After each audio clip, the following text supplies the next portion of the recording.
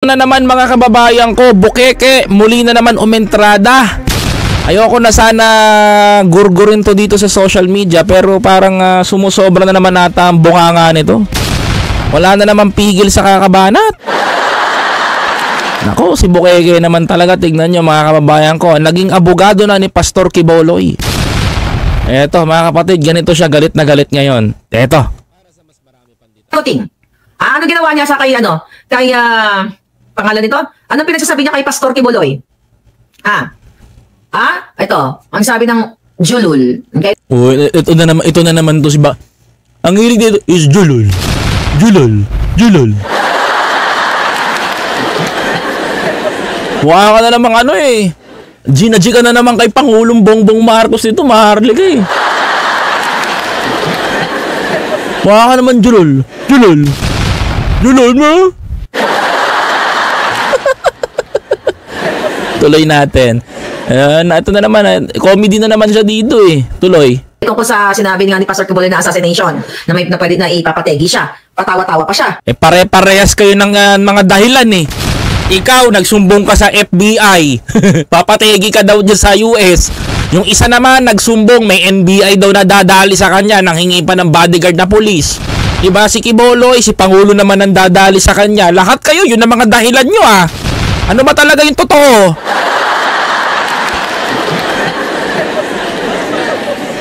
Pare-parehas kayo ng dahilan ha. Baka mamaya si PRRD rin magdahilan din ng ganyan ha. Baka mamaya yung mga DDS vlogger kagaya nila ba doon magdahilan din ng ganyan. Pare-parehas kayo ng mga dahilan eh. Diba? Hindi mo babanatan yung mga congressman, magsusumbong ka, pinapagurgur kayo. Nagmamakaawa ba kayo sa taong bayan? Di ba mga kababayan ko? Tuloy. Ano sabi niya? Anong assassination? Okay? Ang gusto daw ni Kuting ay dumalo siya. Ito yung exact word niya. Tama naman sinasabi ni Pangulong Bongbong Marcos, dumalo dapat si Pastor Quiboloy para mapabulaanan yung mga bintang sa kanya, mapasinungalingan niya. Di ba sabi ni PB, di ba sabi ni Pastor Quiboloy, ako ang may-ari ng inyong kaluluwa. Sa akin kayo dadaan. Di ba? Totoo naman. Sa akin kayo dadaan. O ngayon, mapapatunayan niya na ngayon. If siya ba talaga ay appointed son. Baka mamaya bandang huli, pa-crucifix ka rin yan. Pa-crucified ka rin ha. Antindi. Tuloy. Sabi ni Kuting, if he has an opportunity in the hearings in both the House and the Senate to say his side of the story, then he should do it. Okay? Ayun na nga. Yan na ba? Nalipat na ba ang Supreme Court? So, korte na ba yang? Oy, Kuting. Oy ka rin. Oy. Oy ka nang oy. Oy ka rin. Bakit ano ba kala mo sa Senado at sa Korte Suprema? Pwede rin maglitis ang Senado, tandaan mo. Kalahating ob-ob to no? Oy! Oy ka rin! Ha? Sko. Alatang di nag-aral to no? Mga kababayan ko. Gusto pa magkabogado? Tuloy. Korte na ba ang Senado at saka Kongreso? So dyan nalilitisin lahat? Pwede mo litisin doon. Walang pinagkaiba. Kahit magkaroon pa ng preliminary investigation, pwede doon. Si Dilima nga, nung pinapakulong ninyo, mga kababayan, nung si Dilima nga, pinapakulong ni Presidente Duterte noon, mga kababayan ko, di ba? Saan nakulong? Di sa Senado, mga kababayan. Saan nag-umpisa investigasyon? Sa Senado, mga kababayan ko. Tuloy. So kitang-kita mo na sila ang nasa likod nito. So monitored ni Kuting to. At yan, isa sa expose ko sa inyo. November pa lang, last year pa lang, sinabi ko na sa inyo na nagagigipin si Quiboloy. So ngayon, gusto ni Kuting, yun nga, na magsalita si Pastor Quiboloy dito, nasasabi pa ni Kuting, ngayon, kung sinasabi niyang hindi totoo lahat yan, hindi totoo, walang nangyaring ganyan. Ito Hindi niya, pagka ganito, ano mangyayari dyan? Hindi siya sisipot. Pag hindi siya sumipot, baka makontem siya. Ito. Kasi, totoo lang diretsahan tayo Diretsahan tayo. Alam na kasi namin totoo lang 3 months pa lang si Pangulong Bongbong Marcos, di ba maharlika, nag-meeting kayo ni Sapot? Nag-meeting kayo nila ganito, nila ganyan, para pagtutulong-tulungan nyo na si Pangulong Bongbong Marcos? Sangkot din si Stariray dito sa meeting na ito. Ayan na. Totoo to. Yung sinasabing nalaman na 4 months pa lang si Pangulo, planado na nilang wasakin at gurgurin si PBBM. Mga kababayan ko. At ito nga mga kababayan, nabigyan na nga ng linaw. Ang umampon pala talaga sa kanila, etong si ganito. Etong si Bossing. Etong si si anak. Totoo, 'di ba? Ngayon, plano nyo kasi talagang iupo si Sara. At ipapa-impeach naman dapat ni Gloria si Sara. Akala nyo hindi namin alam yung plano? Alam namin dito. Ha? November pa lang nag-iingay ka na. Kasi bakit? Plan B na kayo, hindi na tuloy yung plan A nyo.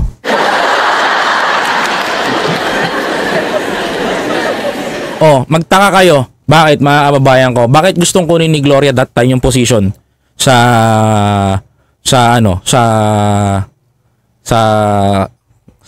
Congress?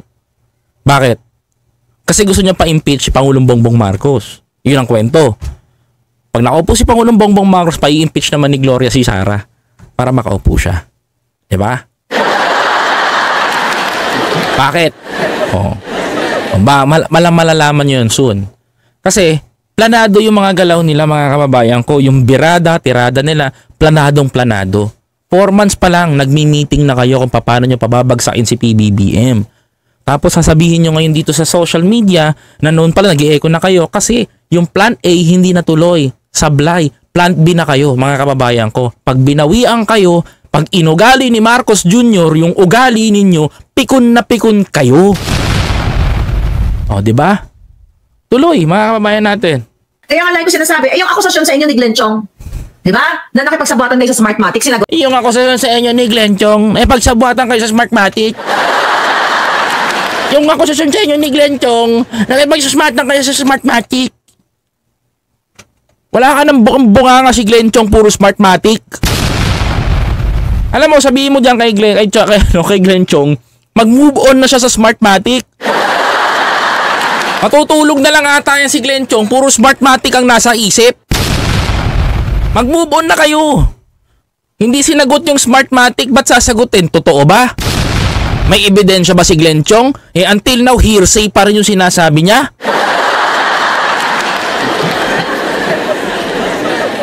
That until now, hearsay pa rin yung sinasabi niya kay Glenn Chong. Asan yung ebidensya na si Glenn Chong ay nakipagkita o ganito ganyan sa Smartmatic at si PBBM, dinaya nila, pinaglaruan nila, binayaran yung Smartmatic, wala pa ring ebidensya.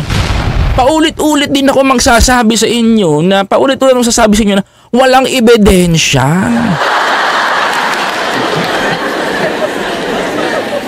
Diba? Ang iintriga na lang kayo. Tuloy. Niyo bang mahayop kayo? Signed affidavit? Yung binato sa'yo ni Pangulong Duterte, nabangag-nabangag ka noon hanggang ngayon, at drogista ka, pulboronic ka, isa kang scam. Oh, ayan na, binanggit mo yan na, yung pinupukol daw ni PRRD kay Pangulong Bongbong Marcos sa pulboronic, ganito, ganyan, ganito. Ano ba sabi ni Duterte ngayon, mga kababayan ko, hindi niya nga sinabihan na adik si PBBM, di ba? Sa rally sa Davao, sinabihan niya si Bongbong Marcos adik. Pag sabi niya sa press con, si BBM, wala akong sinabing adik, mamatay man ako sa inyo. Ganyan pa sinabi ni hindi na yan, nagsinungaling na nga yung matanda. Sasabihin mo pa rin sa mga taga-US na ito sinabi ni PBB, ni PRRD, totoo? Smartmatic, walang ebidensya kayo. Hanggang dito sa pulboron, todo deny na yung boss nyo.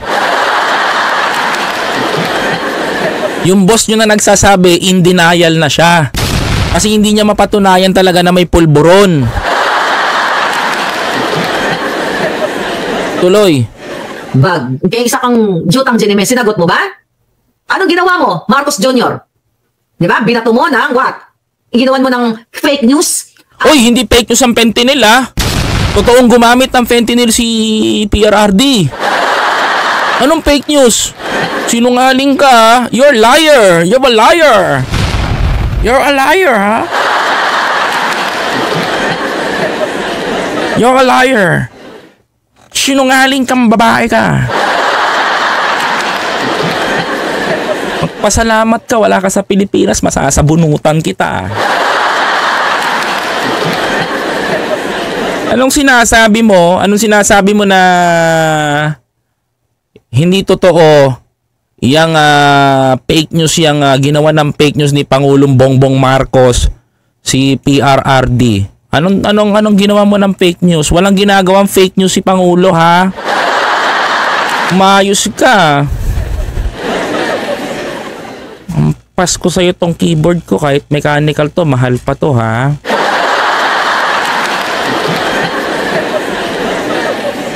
Umayos ka. Hawak ko to. Ako nako.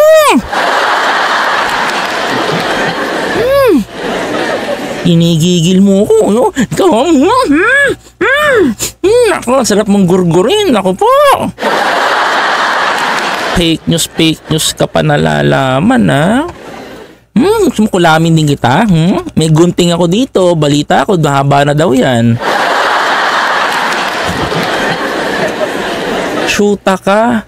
Paano magiging fake news si Pangulong Bongbong Marcos? Totoong gumamit ng penta si Tanda. 'Di ba? 'Di ba? Binato mo ng what? Ginawan mo ng fake news ang prescription na tinitake o dating tinake ng Pangulong Duterte, yung penta? O bakit? Totoo naman na gumamit na may ofyo na nakakajadik.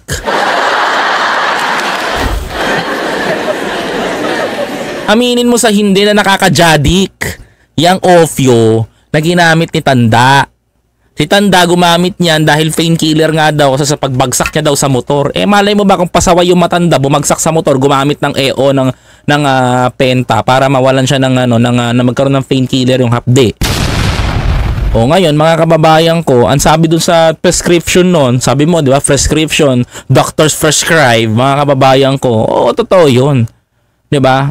Doctor prescribe at yung prescription. But the question, mga kababayan ko, ano ba naapektuhan dun? Mga kababayan ko, utak ng gumagamit nun. So pag bilang presidente ka, bawal kang maging jadik, mga kababayan. Shoota to. Makakalbo ko na maaga sa'yo. Tuloy. Yan bang kaululan mo? Yan bang presidente? Tapos si Pastor Quiboloy ay gusto nyo nang litisin sa Senado at sa Kongreso. Bakit? Paano ba napunta ang pagiging jadik na pinagbibintang ni PRRD sa pagpunta ng ni Quiboloy? Simple lang naman yung papupuntahan ni Quiboloy doon. Haharapin niya lang naman yung Senado, tatanungin lang naman siya, ano yung ginawa mo? Totoo ba to? Totoo nyo? Oo, hindi lang. Tatanungin ka, ayaw mo pumunta. Di, guilty ka. Tsaka mo, te. Tuloy. High blood ako dito. Malinaw pa sa sikat ng araw na ikaw at saka si Lisa Smans ay nasa likod nito. Wala kang utang na loob na buha ka ng ina ka. Kita mo, mura ka ng mura. Jutang Juninimes at buha ka ng pating ka. Oo. Masabi mo, si Lisa na naman na nasa likod nito, si Marcos na naman na nasa likod nito. Lahat na, isisi mo na kaya sa kanila. Ultimo pag-utot mo, kulang. Isisi mo na rin sa kanila. At yung problema sa ibang bansa, isisi mo na rin kay Marcos Jr. Yung lahat na nga eh. Isisi mo na sa kanila. Tama yan. I-down mo nang i-down si Marcos Jr. Tama yan. Okay ang ginagawa mo. Tingnan natin kung makauwi ka pa dito. Kahit hindi na presidente si Marcos Jr., uupakan ka na ng taong bayan, tandaan mo. Ikaw nga eh. Hindi mo nga masagot yung mga kaso mo dito. Para ka lang din si Pastor Quiboloy na nagtatago tapos ayaw humarap sa kaso nila dito. Tuloy. Wala nang pumansin sa'yo during the campaign. Hindi na nga nagpabayad sa'yo ang SMNI. Hindi 108 million ang binayad. Ayan. Fake news.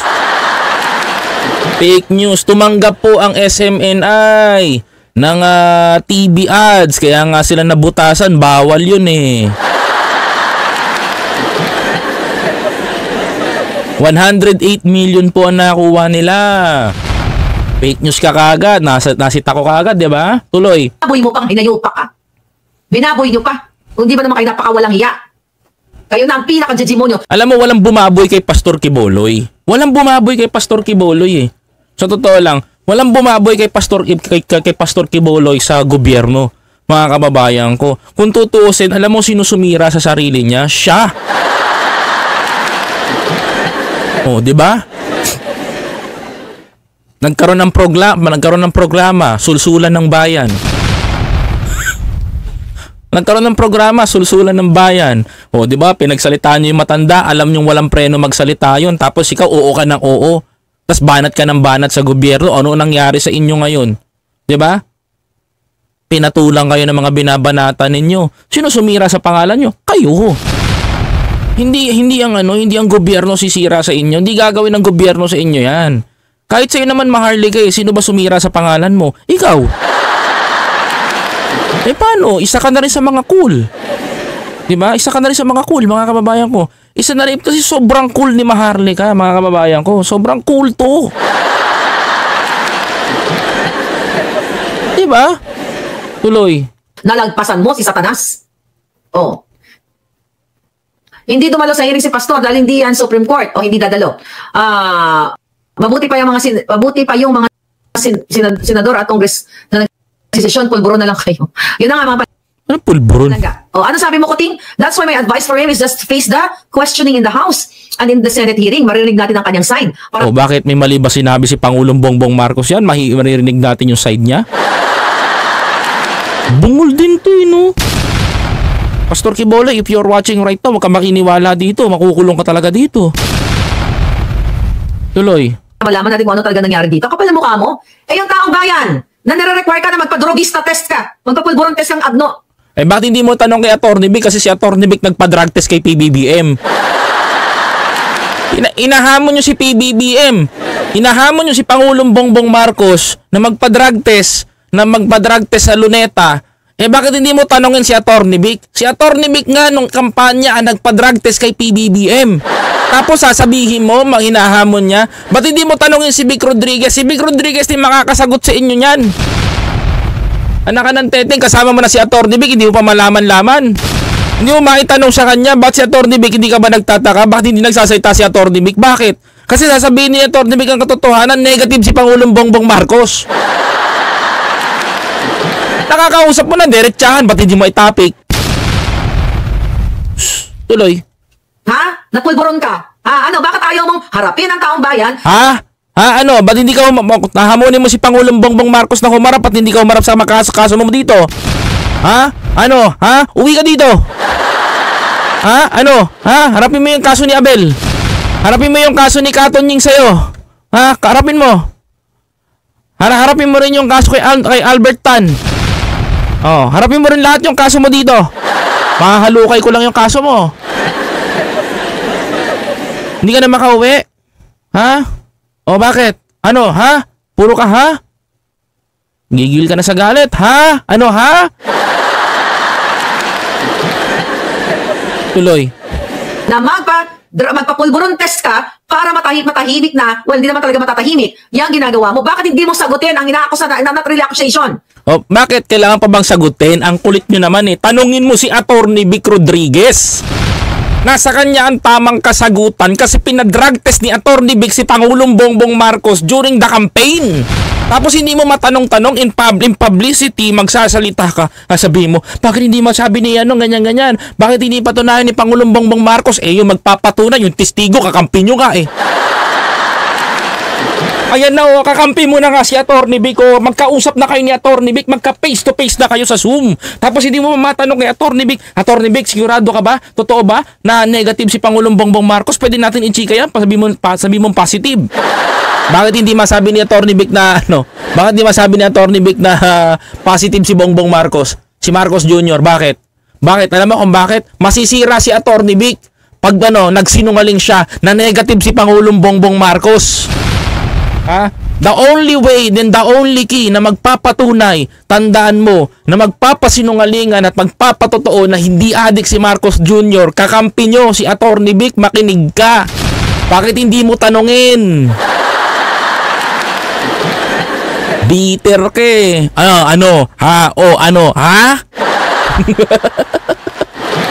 Diba? Bingo kayo sa akin ngayon. Tuloy. Okay? Yung mas smuggler ninyong kasabwat na si Michael Ma, na ayaw mong papuntahin dyan sa kongreso, hinayupak ka, at sa halip ay pina-appoint mo pa sa special envoy to China. Bakit nga ba nagagalit ka kay Michael Ma? Pinatawag nga sa Congress na pahiyarin yung congressman. Bakit kulang sa ebidensya?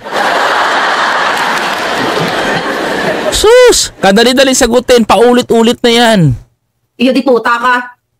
Oh, ngayon ano sabihin mo? Kailangan mapariwanag si Pastor Kibuloy? Si Pastor Kibuloy ba ay nagnakaw ng pera ng bayan? Oh, nagnakaw ng pera sa US.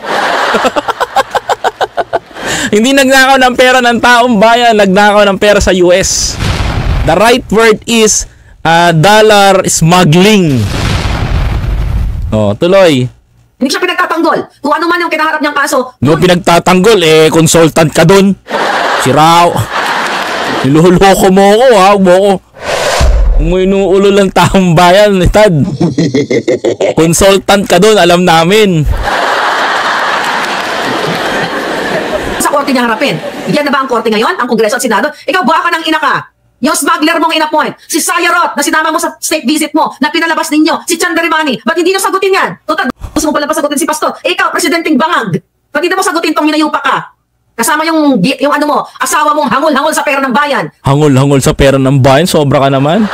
Ikaw nga 1,000,000 kahol-kahol para sa bayan.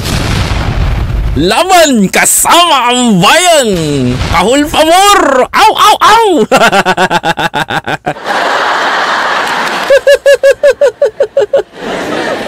Kahol pamor.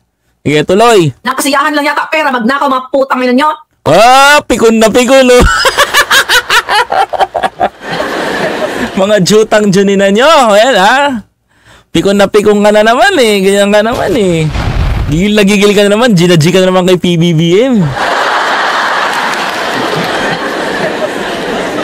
Pikon na to, promise. Wala kang utang na loob. Bakit kailangan magkaroon ng utang na loob ni PBBM sa SMNI? Bayad ng SMNI. Bayad ng SMNI, hindi libre yung pagsiservisyo nila. Uy, may bayad yun. Bakit magkakaroon ng utang na loob? Kaya nga sila nagkaroon ng problema sa Congress, Mga kababayan ko, bawal sila tumanggap ng TV ads. Tumanggap sila ng TV ads. Mario Josep, Ungrateful mo, forgetful mo, sabi nga ni Marlon Bonificacion, na dating supporter din ninyo. Pati paglamon, pinagdadamot ninyo, pero ang pulburon overflowing. Tangina nyo, nung May 9, nakita ko kayo. Lumalamon kayo, overflowing ang alak. Oo, wag ka magsisinungaling. Alam ko yung storya mo na yan. Kasama mo si Ellie, si Joe, kayo, tandaan nyo, nauna kayong uminom sa dun sa taas bago kayo bumaba sa mga tao. Ha? May 9, ha? Wag mo ako niloloko, maharli ka. Ha? Andun yung mga kasama ko, nasa Cebu lang ako. Nakikita ko kayo habang nagpa-party. Tuloy. Utang na loob. Napaka-ungrateful mo, forgetful mo, sabi nga ni Marlon Bonificacion, na dating supporter din ninyo. Pati paglamon, pinagdadamot ninyo, pero ang pulburon overflowing. Tangina nyo, nung May 9, nakita ko kayo. Lumalamon kayo, overflowing ang alak. Wala kayong pakialam sa mga tao sa baba. Kaya nga kami nila SAS noon ay bumaba. Alam nga naman, bitbitin namin yung mga pagkain doon dahil di naman kami ang caterer doon. O baka magurgur kami right away. Nando doon si SAS, si Madam Ellie, si Joe. Witness kami na lumalamon kayo, liquor ban. Di ba? Ayan. At least di ako nagpangalan, ha. Si Madam Ellie, si Joe, si SAS, kayo, ha. Bakit hindi mo idagdag andun din sila Mike Cervera? Bakit hindi mo idagdag andun sila Sangkay, sila Coach Jarrett, iba pang mga vlogger? Bakit hindi mo idagdag? Na that time na bumaba kayo. Bakit hindi mo idagdag? Ako lang, sa good side, andun sila Coach Jarrett. Alam niyo, paliwanag ko dyan, meron ako dyan paliwanag That time, nagko-coverage kami. That time. Sila Coach Jarrett, busy, nagbabantay ng boto. Sila Mike Cervera, nagbabantay ng boto that time. Sila Sangkay, nagbabantay ng boto online. Lahat kami mga vlogger, nakakalat sa buong Metro Manila. At nagbabalita kami kung anong lagay dito, lamang dito sa lugar na to. Sa Cebu nga ako napunta, na-assign Diba mga kababayan ko, sa Cebu ko pinadala. Mga kababayan ko, at doon ako sa inyo, inatid ko sa inyo. Exit poll, lumalamang tayo. Mga kababayan ko, diba? Si Sila Maharlika, pasosyal yung mga yan. Sila Ellie, sila Joe, sila ganyan, sila Bondat. Diba? Nakita nyo, nung nanalo na 12 PM, nag-live kayo, diba? Nag-live kayo. Sabi nyo ganon, magsipag-uwi na kayo. Bakit? Ang pumunta doon yung mga vlogger. Andun si Jing No Boundaries. Pinapauwi mo si Jing No Boundaries, diba? Pinapauwi mo yung mga supporter doon. Bakit? Ano bang pakialam mo kung mag-party sila kung masaya sila? Ba't mo sasabihin ng dahil lang sa pagkain? Eh hindi naman pagkain yung pinunta nun eh. Hindi naman pagkain yung pinunta ng mga supporter na yon na nagdiwang sa harapan ng nagdiwang sa harapan ng HQ ni PBBM nun. Hindi naman pagkain ang pinunta nun, kundi makisaya sa pagkapanalo ng mga Marcos. Tapos sasabihin mo ganyan? Anak ka ng teteng o sablay ka dun. Napakalaki mong sablay. Kung tutuusin, sa totoo lang, napakalaki mong sablay dyan. X ka dyan sa part na yan para sa akin. Hindi mo alam yung sinasabi mo. Alam mo kung bakit kung tutuusin? Kayong mga binanggit mo yung totoong mga patay gutom. Diba? Kung kayo pala naaawa eh ba't hindi nyo binili ng pagkain? Anak ka ng teteng eh. Diba? Bad trip ka lang kasi that time, hindi ka niyakap ni Lam. Kaya doon ka nagtampo lalo. Diba? Tuloy. Si Madam Ellie, si Joe. Oh, witness kami na lumalamon kayo, liquor ban. Diba? Liquor ban yun during election. Dapat na kayo kulong kayong lahat ng nayupak kayo. Bakit? Di ba masama ang wine? Wine ang iniinom. Wine. Lumalamon kayo kasama yung mga oligarchs ninyo, wala kayong pakialam sa mga sumuporta sa inyo sa baba, lalo na yung mga mahihirap na nagbilad sa init at sa ulan na sinuportahan kang hinayupak ang great at grateful kayo. Diba? Hindi, ang akin lang sino pa pumunta yung para matapos na yung mga isyong ganyan, pumunta yung mga supporter doon because they love PBBM so much and they are preparing that time na nagbibilangan sa mga presinto at bumoto sila at nung nanalo si PBBM at lumamang si PBBM, mga kababayan ko yung mga Marcos loyalists, hindi na po iniinda yung gutom. Wala silang pakialam doon, basta ang gusto ng mga Marcos loyalists, andito kami, sa kasuporta ng PBBM, makikisaya kami, ngayong gabi pa lamang sinalubog na namin yung pagkapanalo. Also sa Cebu, mga kababayan ko, habang dinadala sa Kapitolyo, yung mga ballot boxes, inaabangan din namin. Ganun na nangyayari. Tapos dito sasabihin mo ganyan, ano ka, hilo? Tuloy. Tapos gusto nyo magsalita si Pastor Kibuloy? Ikaw, yung pulburon mo, yung pagiging bangag mo, yung pagnanakaw nyo, yung loto nyo, na maya-maya may nananalo, hindi ka magsasalita? Isa pa, thank you very much. Private place, hindi kasama ang liquor ban. Correct! Oh. Didedmine yung hayop kayo. Ang gusto nyo lang magsalita yung mga taong ginigipit ninyo. Katulad ko, katulad ni General Macanas, na gusto nyong ipapatay. Yan ka na naman, issue na naman, wala namang ebidensya. Nilagay ko na kayo, mga pangalan ninyo, nauuna kayong dalawang mag-asawa. Kayong tatlo, na Romualdez, oras na may mangyari sa akin, kinaraykay ko na yung mga pangalan, mga pukin ang hinan nyo. Oo, takot na takot ka ngayon. Takot na takot ka ngayon. Ikaw gumagawa ng sarili mong multo, uy. Napaparaning ka na, clear. Diba? Napaparaning ka na, clear eh. Sa totoo lang eh. Alam mo, ikaw, kung nagrereklamo ka sa sistema ng bayan, tumakbo kang presidente. Tumakbo kang senador. Labanan mo si Amy. Total naman, tiniintriga mo, diba? Tuloy. Gusto mo magpaliwanag si Pastor? Oh, tapos ikaw ayaw mo magpaliwanag sa pagiging pulboronic mo? Ayaw nyo magpaliwanag? Bakit ang loto, ha? Pinagkumukuha, nagnanakaw si Mel Robles ng mga picture. Hoy, ang kapal naman ng pagmumukha nito. Alam mo si Boss Mel si Tito Mel Robles, ayan, si Tito Mel ng PCSO, si Chairman, si GL Mel. No? Ang dami natutulungan tao unlike sa paggangakak nito. 'Di ba? Ako na nagsasabi sa inyo, sandamakma ka natulungan na tao ng PCSO ngayon. Tahimik ang PCSO, bakit? Ayaw nila nang ipakita kasi mga kababayan ko, yung mga katulad nito, hinahayaan nilang bumanat. Ha? Yung nanalo, tingnan nyo si Tulpo, ano yung sagot ni Tulpo sa mga nanalo? Bakit? Meron kasing tinatawag na pribadong buhay at hinihiling yun ng mga nananalo. Ayaw nilang mapaalam. Hindi sa manghihingi ng balato, ayaw nilang ma-risk yung kanilang buhay. Ano, gusto mo, nanalo ka sa loto, ipapakita natin yung pagmumukha mo, ibabalandra mo. For example, nanalo ko sa loto ng 600 million, tapos ibabalandra ko yung mukha ko, kasama ko si Mel Robles, magpapapicture ako ng ganyan. Ano mangyayari sa akin? Anak ng teteng, hahanapin ako ng mga kriminal. Anong gagawin sa akin? Pamilya ko, ano, ikidnapin yung anak ko, ikidnapin. Protection ng iniingatan nila. Privacy, anak ka ng teteng. Gusto mo ata for publicity. O, to nanalo to ng 600 million. Picture tayo, anak ka ng teteng. Bigay ko na sa iyo yung 600 million. Magpa-photo op ka kay Mel Robles. Tapos ipopost natin sa PCSO. Ewan ko lang kung hindi manganib ang buhay ng pamilya mo. Correct me if I'm wrong. Gusto mong gawin yan? Sige, walang problema. Harap ka dun. Pag harap mo dun, pupusta ako. 100% hahanapin ng pamilya mo, ipaparansom sa'yo. Bakit? Yun ang iniiwasan ng PCSO. Ngayon, naintindihan ni Tulfo. Anong ginawa ni Tulfo? Naglaylo. Bakit? Naunawaan niya, mga kababayan ko Ano explanation ni Tulfo? Naintindihan nyo naman, di ba mga kababayan?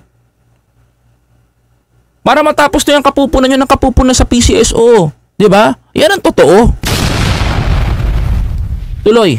Sa mga clothing company at wala talagang nananalo. Tapos si Tulfo naman tahimik. Wala talagang nananalo. Noong nakaraan lang, taga Leyte yung nanalo. Wala talagang nananalo ha. Siguraduhin mo. Kasi may kilala ako nanalo. Taga Project 8. Yung malaki niyang bahay, iniwanan niya na. Lumipat somewhere. Bakit? Nalaman Oh, tama? Kahit naman ako, mga kababayan ko, kung manalo ako sa loto, halis ako. Kasi, manganganib buhay ng pamilya ko. Dahil nga nabayaran ka na to, mga jutang dyan, impacto kayo. Ikaw nga, hindi ka humaharap dito, may kaso ka sa Pilipinas, 3 Tuloy. Oh, ano pa? Ano siling mo? We're trying to be fair here in allowing him an opportunity and what? And give him a forum to make his case.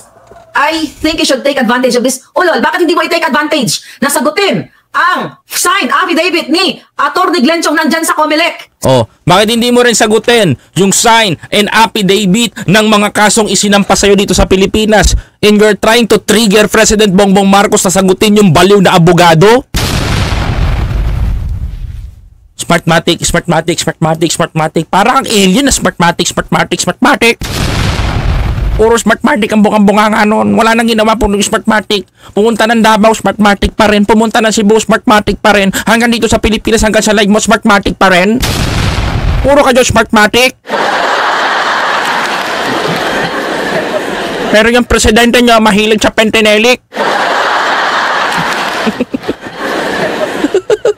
Smartmatic, Pentenelic, magkakatunog, di ba? Tuloy. September 12 pa niya yan. Final. Anong sagot ninyo? Wala. Ang ina ninyo. Oh, very powerful statement. Jutang Junina mo rin. Tuloy. Very powerful. True circumstances na witness ni Glenn Chong na kayo ay inaakusahan kayo na nakipagsabuatan sa Smartmatic. Si Bintang, inaakusahan kayo na ipagsabuatan sa Smartmatic. Bakit hindi matuloy ang kaso? Walang evidence, no supportive evidence, hearsay. Inaakusahan ni Glenn Chong, Smartmatic, na ipagsabuatan daw si PBBM sa Makatuwid. Pinagbibintangan. Akala nyo, hindi nyo ako madadala, mabilis ang tenga ko, day. Dinadala mo sa malalim na to na termino para malito ang taong bayan, para di maintindihan. Sa Makatuwid, sa bibig mo nang galing, inaakusahan, pinagbibintangan lang. Oh. Diba? Tama ba ako? Ay, jutang Junina. Tuloy. Gusto mo pala magsagutan tayo Yung mga issue, ba't di mo sagutin? Oh, ba't hindi mo talaga sagutin? Ba't niya sasagutin? Karapat dapat ka bang sagutin? Karapat dapat bang pakinggan yung mga issue mo? Until now, hindi pa nga rin ma-proven yung issue mo. Diba? Hindi ma-proven. Walang katotohanan. Fake news. Yan ang totoo doon, mga kababayan ko. Pulburon, walang ebidensya. Pentinelic, may ebidensya. 'Di ba mga kababayan ko? Smuggler, walang ebidensya. Pero yung walang smuggler, walang ebidensya. Hearsay. Yung mga paratang niyang iba pa kay Pangulong Bongbong Marcos, walang ebidensya. Sabuatan sa Smartmatic, sabi ni Atty. Glenchon, inaakusahan. Ibig sabihin, pinagbibintangan, walang ebidensya. Madaling magbintang, mahirap maglabas ng totoo at katotohanan. Kaya kung sasabihin mo, nagsasabi ka ng totoo, di ako naniniwala hanggat wala kang ebidensyang inilalapag sa social media. Hindi pa pwede dito yung pakitang picture lang. Hindi pa pwede dito yung pakitang picture ng ito, magkakasama sila. Hindi sapat na basihan yon. Pwede tayo maghusga dito sa social media pero makes sense naman. Sana naman hindi katulad ng ginagawa mo. Okay? Yan ang totoo doon. Diba mga kababayan ko? It's not make sense sa mga birada mo. Kaya sorry to say, hindi ako naniniwala. Mahirap pagtiwala. Mga kababayan ko.